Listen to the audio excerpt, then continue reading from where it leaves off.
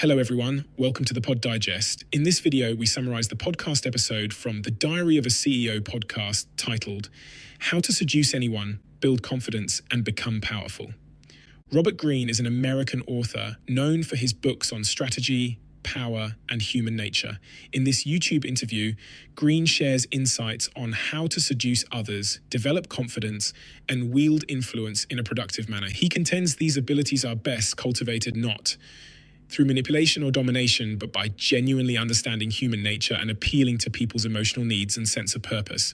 Specifically, he focuses on three complex topics. 1, seduction, 2, confidence, and 3, power. We start with seduction, which is broadly any form of influence or allure, not necessarily in a romantic sense.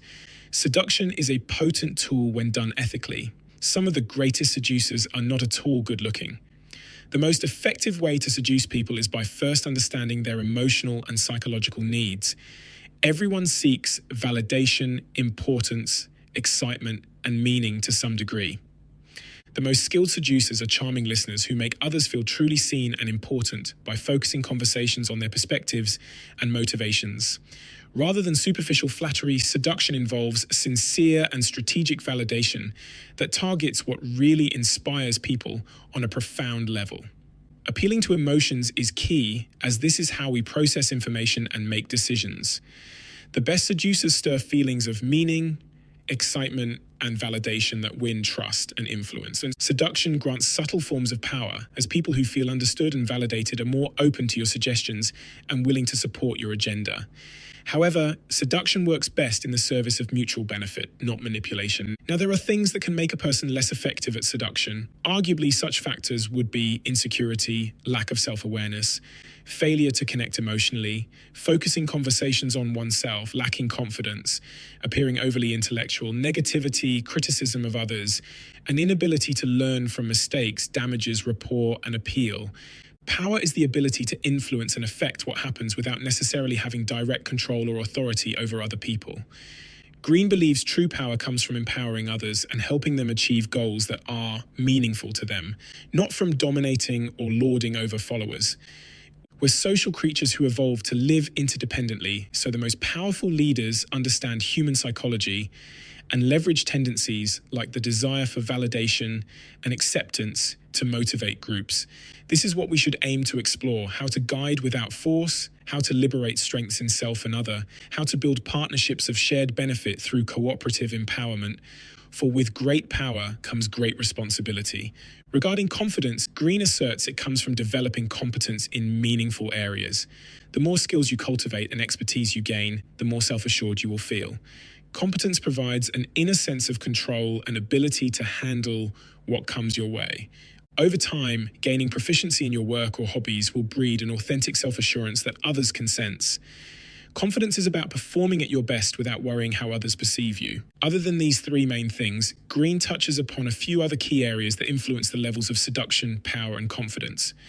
1, the body language. For instance, an open, relaxed stance and gentle eye contact show you have nothing to hide and make others feel at ease sharing confidences. Be aware of unconscious gestures, facial expressions, eye movements, and postures that reveal your true feelings, even if words say something different. Nervous tics, fidgeting, lack of eye contact, or overly stiff posture are signs of inattention, doubt, or lack of confidence that undermine influence. Mirroring another's body language is a subtle sign of rapport building, but overdoing it seems ingenuine. Mastering subtle body language helps ensure physical cues match and reinforce your intended message, increasing charisma and powers of influence and persuasion. 2, secrecy and strategic thinking. These two are key to outmaneuvering rivals and manipulating circumstances to fulfill concealed objectives. Reveal little about your true goals and plans. Speak in vague terms while actively listening to gain insight into others' motives and vulnerabilities. Come across as flexible rather than dogmatic, so people lower their guard and don't see you as a threat or try to undermine your strategies. Strategists let other people and circumstances do the work for them. Nudge events in your favor through subtle encouragement and creating opportunities rather than direct action. Concealment allows for maximum flexibility and the element of surprise. Only reveal intentions when the timing brings you advantage rather than risking premature countermoves. 3, being a narcissist Robert Greene likely wouldn't characterize having narcissistic traits as outright good or bad. Some degree of ego, confidence, and belief in one's abilities is necessary to enable ambition and charisma. But overindulging the ego at the expense of others' well-being makes narcissism more a weakness than strength in most contexts. Narcissistic confidence can inspire greatness in others if channeled constructively, but more often, the narcissist uses people as tools to prop up their fragile ego rather than empowering followers. 4. Mastery. Robert Greene's book Mastery explores what it takes to develop mastery in a field, whether that's a craft, art form, sport, or area of knowledge. For this, you can study others who exemplify mastery in your chosen field to understand techniques, but develop your own unique style and strengths over time. Greene discusses the concept of deliberate practice, that is, engaging in focused, repetitive practice to improve skills over a long period of time. Greene warns against expecting quick results and emphasizes perseverance. Creativity and innovation often emerge once mastery is achieved, allowing for new discoveries and contributions to a domain. Mastery provides intrinsic rewards like flow states, confidence from skills, and a sense of purpose. It's not just about external rewards. Mastery is a lifelong journey, not a destination. The book aims to inspire readers to commit to developing expertise, which can be personally fulfilling and leave a legacy. 5. And now here is some dating advice Robert Greene might offer based on his philosophies. The goal is finding fulfilling partnerships by understanding human psychology and cultivating charm, competence, confidence, and emotional intelligence within yourself and in your interactions. Develop confidence in who you are by pursuing your interests and getting competent at things that bring you joy. This self-investment will attract others naturally. Cultivate genuine interest in others and focus conversations on learning about their inner worlds, passions, and what inspires them rather than talking mostly about yourself.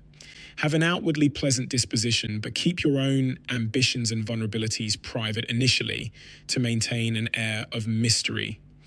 Manage expectations and always act in a way that leaves the other person feeling good about themselves after an interaction. Make relationships about mutual growth. Learn from both successes and failures to sharpen your social skills through experience and self-reflection rather than blaming others. In closing, Greene advocates for cultivating influence through ethical and psychological means like building rapport, appealing to emotions, and empowering people in a way that satisfies both individual and collective interests. The keys are truly understanding human nature and motivating others by connecting with what inspires them on a deeper level. Thank you for watching. Please don't forget to like, share, and subscribe.